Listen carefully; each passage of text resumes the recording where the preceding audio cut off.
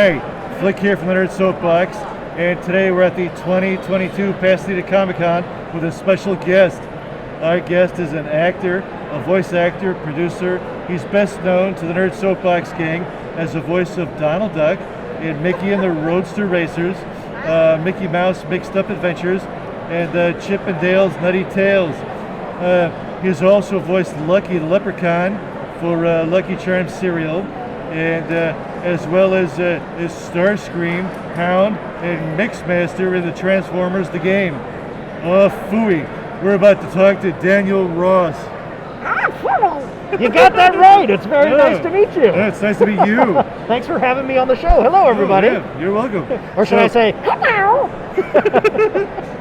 How's your con so far? It's pretty good. It's pretty good. It's always great when I get to go out into the world and meet people and meet folks like yourself. Oh, thank you. You know, it's just it's a nice distraction from everything that's going on. Oh, look at this. Look over there. Look over there. Oh, just Squirrel! There's a distraction. Okay.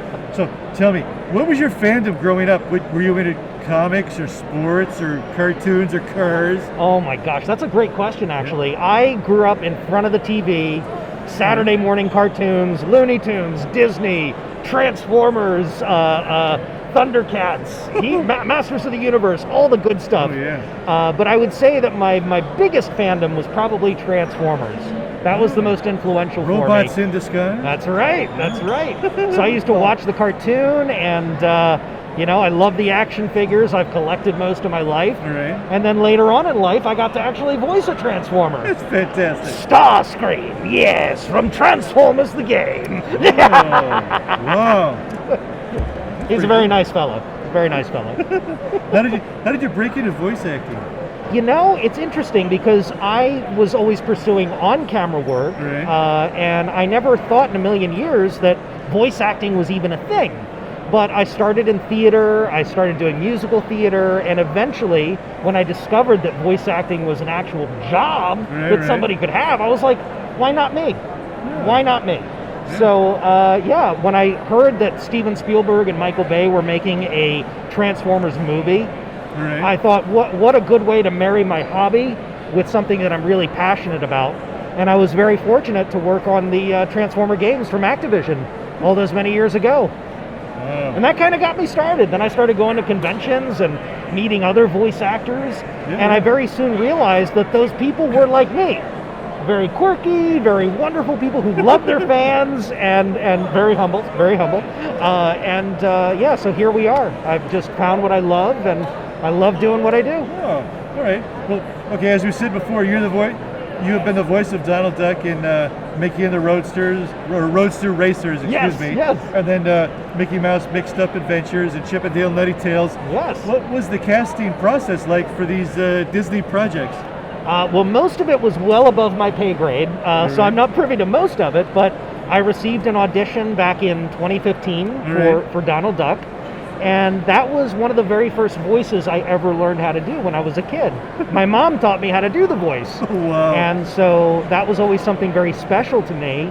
And I loved, the Clarence Nash cartoons growing up. Oh, yeah. Tony Anselmo as the second voice of Donald Duck. I never thought in a million years that I would ever even have the opportunity to do that. So when I moved to Los Angeles in 2014, I got an agent. They sent along the audition, and through a process of events and callbacks, eventually my life was completely changed. Wow. And it has been such an honor to be the third voice of this incredibly iconic character, who is now 87 years young and multi-generational and beloved around the world. It's just such an honor and such a responsibility. So that leads me to my next question here. Yes. What is it like to voice such an iconic and immediately recognized character such as Donald Duck or maybe Lucky the Leprechaun? Oh, sorry, I got too close there. It's really amazing. Again, these are things that I grew up with. To be able to step into that kind of role for the next generation of fans is, again, it's such an honor. And when you step into something that we call a legacy character, something that is going to outlive me, that's been multi-generational, you do your best to do it justice, to honor the character and to do your best to step into the role so that the casual fan has no idea that you even exist. If people don't know that I'm the third voice and they just hear Donald Duck, that's the goal. That's the goal and the plan. And the same with Lucky the Leprechaun. So very, very cool. Starscream was a little bit different because, the original Generation 1 Starscream, voiced by Chris Latta, Decepticons, retreat! Very different voice from what I did in the video games. But we were doing something completely different. So I had the opportunity to take what I knew of the character and create something completely different. And that was very nerve-wracking, being a fan myself. So that was a little bit of a different process. But Donald and Lucky, it's just a matter of stepping in and doing exactly what the fans expect. All right. So what is the key to mimicking Donald Duck? Can you teach me a little bit about how to talk like Donald? Sure. So it's a very difficult voice to learn, let me be honest. But there's a pocket of air in your cheek that you use. That's very good. That's very good. A little bit of practice. Keep that up. But yeah, there's a little pocket of air, and basically what I'm doing is I'm compressing the back of my tongue to reverberate with that pocket of air. Hello. Wait, what did you say? This is harder than I thought. What did you do I feel like I've got a cold. Pick him up, you big brother. You didn't stop that. I'm gonna just laugh the whole time here. I know. All right. I can't believe that just happened. What happens if I... I don't know what you heard, but I had a gag reflex. No need to test that right now. Especially after my Chinese lunch. Yeah, exactly. Yeah. Good stuff, though. Oh, yeah. I had some Kung Pao tofu the other day. So good. Yeah. So, air, cheek pocket. Yep. And, you got it. And then years of practice. I was going to say, Building up the muscles in your mouth. That's pretty good. I always tell people. Oh, sorry. That was a hairball. Had a little duck in my throat. It's a matter of building up the muscles to be able to articulate and say words. So it's not a very easy impression Donald to do. says words? He says words. Okay. How about that? Wow.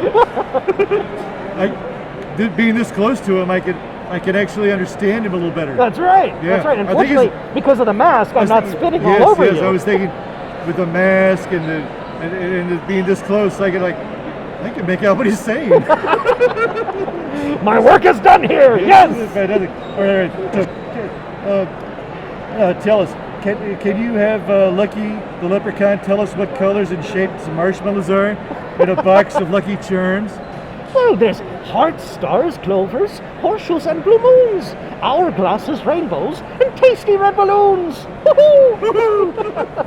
Wow. Where's the milk? You're not after me Lucky Charms, are you? I am. Oh no!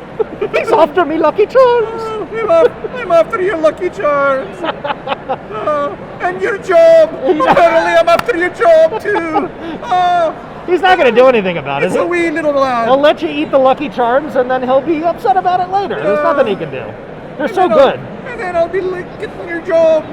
This little guy like this tall. He'll after your Lucky Charms. Now, when you eat Lucky Charms, do you pour the milk first, or do you pour the milk after? Hey, who do you know that pours the milk first? That's what I'm saying.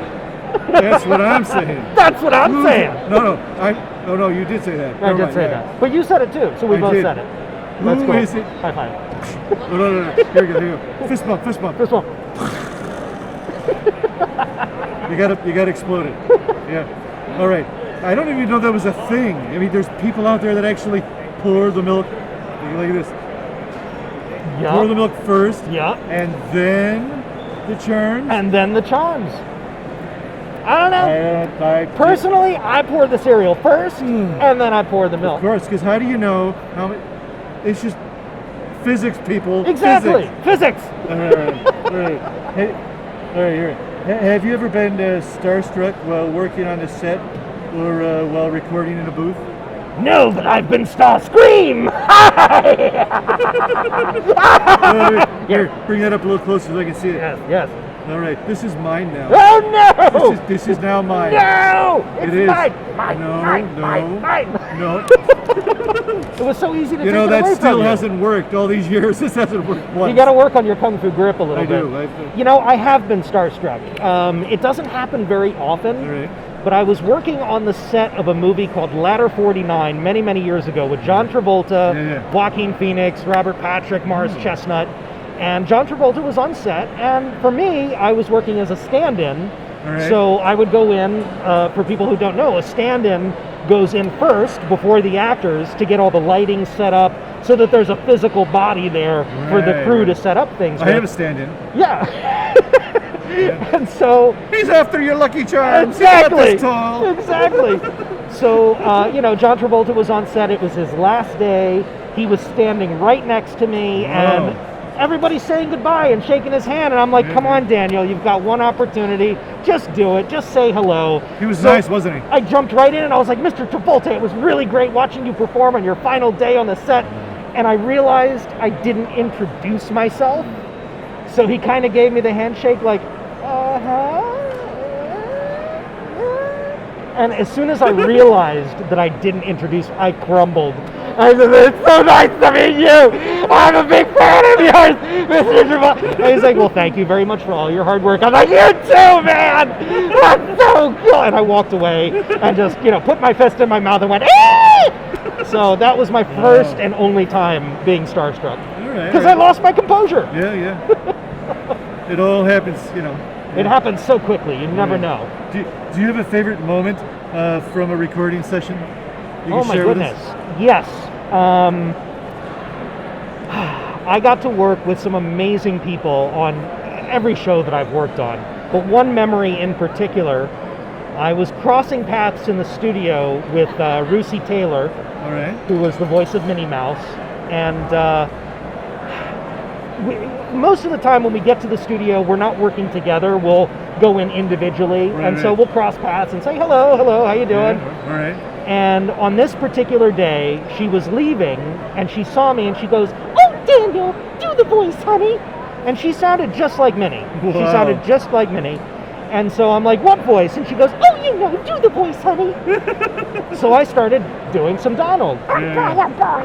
And she started talking as Huey, Dewey, and Louie because she did the nephews' voices so many years ago. So we had a whole conversation as Uncle Donald and the nephews. It's fantastic. And it was such a gift. And it was the last time I saw her before she unfortunately passed. So that was a very special memory. It is. Thanks for sharing that with us. Absolutely. Wow. But okay, what's an obscure voiceover or a voice acting job that you had that your fans would be surprised to know was you? I don't know that there's anything they'd be surprised about. Oh man, I'm trying to think of something really obscure. There's so much stuff I can't talk about yet, which is one of the joys of being a voice actor. There's stuff you just can't talk about. They don't care if you tell a puppet. I mean, who, That's true. Those non-disclosure agreements are for people. That's right. Not puppets. That's right. That's you true. can tell me anything. Go in the vault. I would say probably the most obscure thing was when I was first cutting my teeth in the voiceover industry. I was doing fan dubs for Transformers. So doing the Japanese fan dubs for series like Transformers Victory, Beast Wars Neo, Beast Wars the Second, all those kinds of things. So I did a lot of obscure characters in those, and that was a lot of fun. But that's something a lot of people don't know about. Okay. Wow. Everything else is pretty well out there. And what are you working on now? Anything you can whisper into my ear? Sure. So currently I'm working on a feature called Onyx the Fortuitous and the Talisman of Souls with the amazing viral sensation Onyx the Fortuitous. I'm playing one of his puppets, the beefy bad boy. And so he just released a sizzle reel online that showcases all the puppets that are going to be in this movie. And it's just such an honor to be working with him and his crew and to be voicing a puppet. I mean, there's no greater thing, right? There is no greater thing. Yeah. So that's something I could say. Everything else is top secret. Okay. Are you on social media? I am. Thank you for asking. If you would like to find me or any of your audience, I've made it very simple for you. All right. You can find me at Actor Daniel Ross. Actor Daniel Ross across social Actor media. Daniel Ross. In fact, my website is also actordanielross.com. So please do follow me. I have an amazing TikTok. We're actually on TikTok Live right now. Please. He's after your Lucky Charms. That's right. So yeah, follow me and stay in touch. I offer voiceover coaching, and it's a good life. It's a good life. Does it come with cereal? Yes, it does when I buy it. Okay. So, gee, Daniel, thanks for talking to us. It's been a pleasure. I hope you been a enjoy the pleasure rest of your talking. convention. Oh, thank you. Thank you. All right, let's see who else we could find at the 2022 version. Wait, have something. 2022 version of Pasadena Comic Con. All right. All right. You enjoy yourself. Well, thank you. I plan to. All right. So really quick, what is Donald Duck's full name? Donald Fauntleroy Duck. I thought I was going to get you on that one. Nope. What not kind of at a duck is he? all. He's a Donald Duck. He's a Disney duck. Peking duck. Peking duck. That's what he is. Okay. In another life. What was the first appearance of Donald Duck? The Wise Little Hen, 1934. This man knows June his 9th, duck. June 9th, 1934. That's also Donald Duck's Well, birthday. do not mess with this man. He No. knows his duck. We know our duck. All right, give me a high five. High five. Yeah! What did you say to me?